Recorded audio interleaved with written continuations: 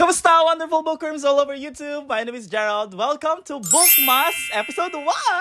Yeah! Bookmas with Gerald the Bookworm. Bookmas! This is going to be my first time na gumawa ng bookmas Kim Pamparadal. Ngayon hindi ko kaya yung mga everyday upload. Pero this 2023, bago pa man matapos, ay challenge naman po natin ng ating sarili. Ang arte, this is going to be a straight 10 days upload. So everyday for 10 days bago magpasko. Makakasama niyo po ako everyday dito sa BookTube. I am excited pero kinakabahan din at the same time mga mi, kasi di ba nga meron akong history naman talaga ng pagiging ningaskugon at saka promise pero hindi naman natutupad. So kung hindi ko man matupad ito, alam niyo na yun ang personality ko. Hi! Anyways, for Bookmas Episode 1, what we are going to do is we are going to have a wrap-up ng lahat ng mga librong nabasa ko noong November. Kasi kung hindi nyo naman po talaga alam, I have a very good reading month noong November. Nakabasa ako ng 9 na libro. So let's discuss them.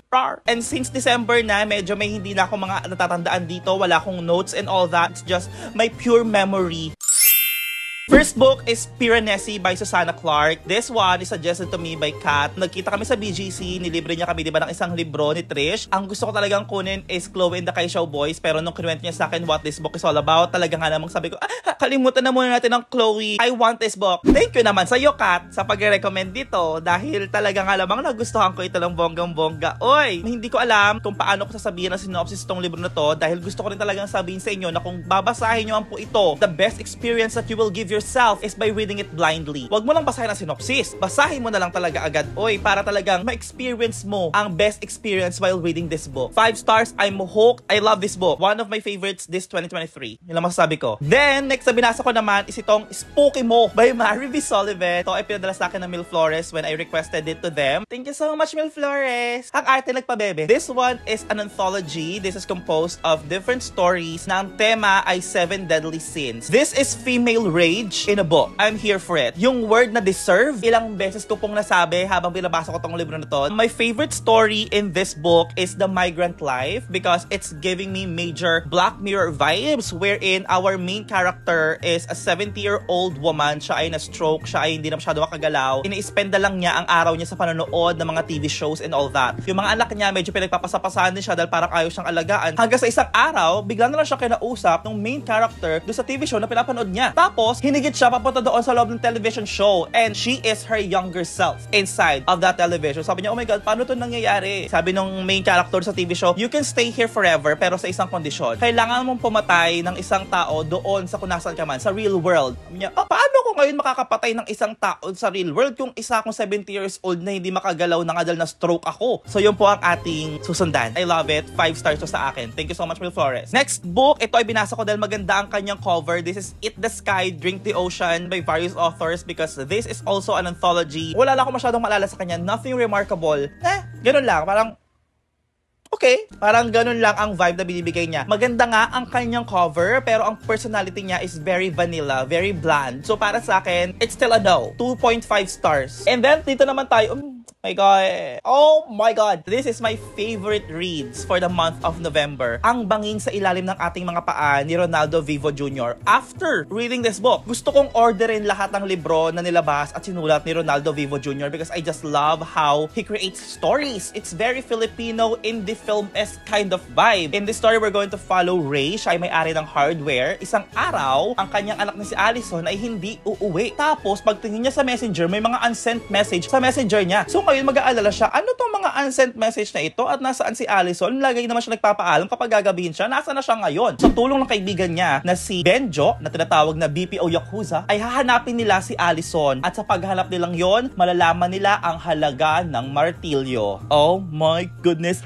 Crime novel? I'm here for it. The dialogue in this book is very natural. The scenes are very gory. It's very brutal. It's very graphic but satisfying at the same time. Walang holding back sa pag-narrate. Kahit na mga private parts pa yan, tatawagin niyang kung ano talaga ang tawag sa kanila.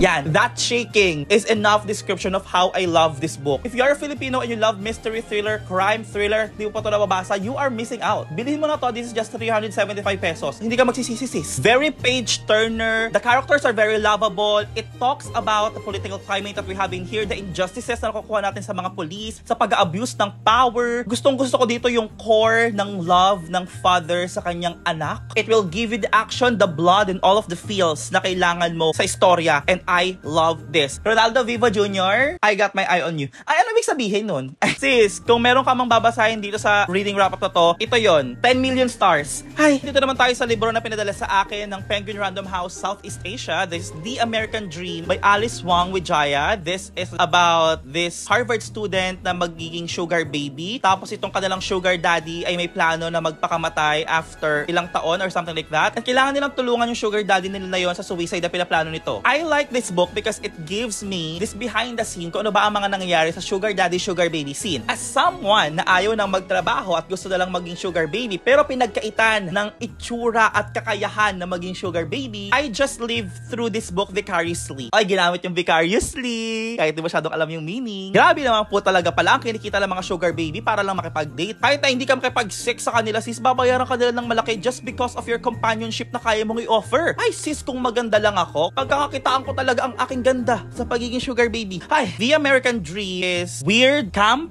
full of drama, with some twist in a thin book, in a short reads. I enjoyed it. Di lang naman yung pagiging sugar baby yung fina-follow natin. We are going to follow as well the life of our main character, and sobrang interesting din ng kanyang life as a young girl. This also talk about kung ano ba yung talaga mga kaya mong gawin based on your morals. 4-star. Then, ito naman pinadala sa akin ng author. Thank you so much, Catherine Del Llosa, dahil talaga nga namang nung nag-request siya na ipadala sa akin ng Penguin Random House yung libro, hindi ako in-email ng Penguin, kaya siya na lang talaga yung nagpadala. Thank you naman sa'yo, uy! And this is For the Win, the not-so-epic quest of a non-playable character by Catherine Del Llosa. Kung inakala mo na this book is a love story, nagkakamali ka po, opo. And that's what I love about it. Alam nyo naman na I don't read romance talaga because nagki-cringe ako sa mga romance. Siguro dahil hindi ko pa na-experience ang romance talaga naman sa life, kaya ako nagki-cringe. So this book, nung binasa ko siya, it's not really a romance, but it's more of a story of a young love wherein you will grow in the process. This is a coming-of-age story naman talaga. I love how realistic this book is. All of the characters in here are very lovable. All in all, I just enjoyed being with these teenagers as they are dealing with their life, as they are dealing with this young love wherein akala mo everything will be resolved kapag nakuha mo yung puso ng taong mahal mo. And then the realization na, okay, it's not that serious naman pala.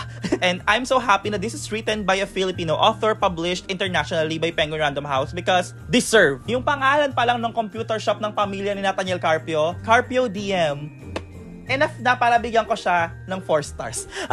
Because I love puns sa pangalan ng mga business. I'll give this book 4 stars. I enjoy this. Now we are done with all of the physical books na nabasa ko. Let's go to the e-books. Grabe ka naman as a reader. Wait lang, patayin ko lang yung sinaing. Okay, let's go to the first one. First ebook is Days at the Morisaki Bookshop by Satoshi Yagisawa. Oh my God. Ngayon lang ako talaga nakakita ng libro na talaga masasabi ko na napasaya niya talaga ako genuinely. In this story, we're going to follow our main character. Nakabibreak lang nila ng jowa niya, so siya ay depressed. And then isang araw, tinawagan siya ng kanyang tito. Sabi, oy, punta ka naman dito, bisitahin mo naman ako sa bookshop ko. Tumulong ka na rin sa pagbibenta bilang wala ka namang ginagawa siguro. Ano ho? Pumunta siya doon at siya ay magbabantay ng bookshop nila, second-hand bookshop. Tapos doon siya matutulog sa taas ng bookshop. It's giving me all of the vibes. This is giving me all of the feels. Ang settings itong libro na to is very perfect for me. Ang dami ko talagang pinagdadaanan nung panahon na ito, let's say mentally, because of the anxiety that I'm having health anxiety. Grabe naman, ang lala. Pero nung binasa ko siya, talagang nga namang parang nakalimutan ko kung ano man yung mga anxiousness na nararamdaman ko about my health. No joke, mga sisterhood ha. After kong basahin to, natulog ako, diba? Nakasmile lang ako kasi. Tapos kapag naalimpungatan ako, umi-smile lang ulit ako. Tapos tutulog ulit ako. This book uplifted my soul. Posible pala talaga yun sa isang libro. Nagulat din ako. Literally, napasaya niya talaga ako sis yung mga worries ko about my health. Out of the window. Out of the window talaga. Talagang napalitan siya ng saya, lightness because of what I've read in this book. But the problem is, sa first part lang yon. So yung first part nakasenter doon sa main character at sa tito niya. Tapos yung second part nakasenter naman doon sa main character at sa asawa ng tito niya, which is yung tita niya. And this book started to lose my interest nung nasa part na ako ng tita niya because it is not that endearing anymore. Pero kahit na gano'n, the small town vibes wherein may pinupuntahan din siyang coffee shop. Feels like all of the people in those row of bookstores are this close-knit kind of vibe. The small town vibes is giving me all of the feels. I still enjoyed it kahit na hindi ko nagustuhan yung last part. Ang tumatak sa akin dito is the happiness and the comfort that it gave me nung binasa ko tong libro na to. I gave this book 5 stars. And then sunod ko namang binasa is Sweet Bean Paste by Durian.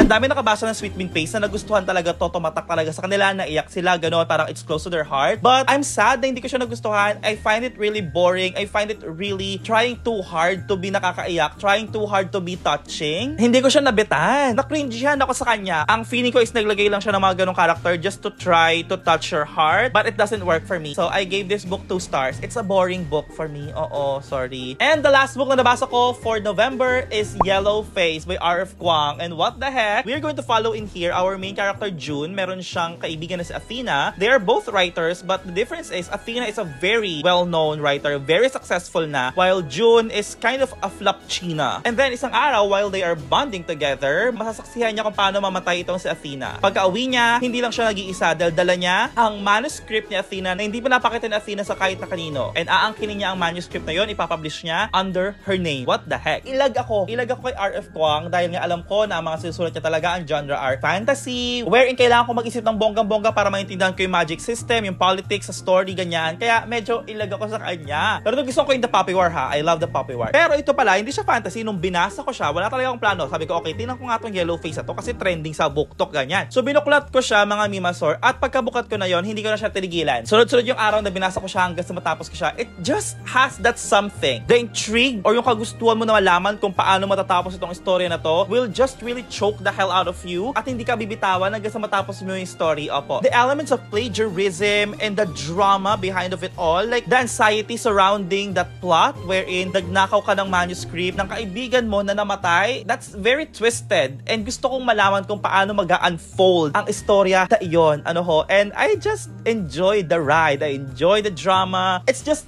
an entertaining time. Ang interesting din sundan ng point of view nitong white author na to. Para isipin niya, nagkukulang siya sa privilege because of her situation. The absurdity kung paano siya mag-isip about race and sa ginawa niya and sa privilege niya is very interesting to follow with. Na-enjoy ko tong Yellow Face. It's either magugustuhan mo siya or you will hate it. So ako, nandun ako sa part na nagustuhan ko naman talaga itong libro na to. I gave this book 4 stars. I just enjoyed the drama of it all.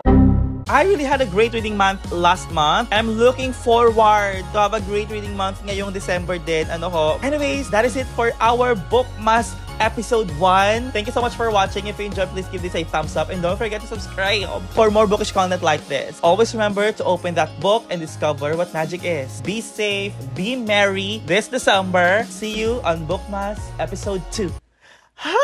Merry Christmas! Merry Christmas! Paskong anong saya! Happy New Year! Happy New Year!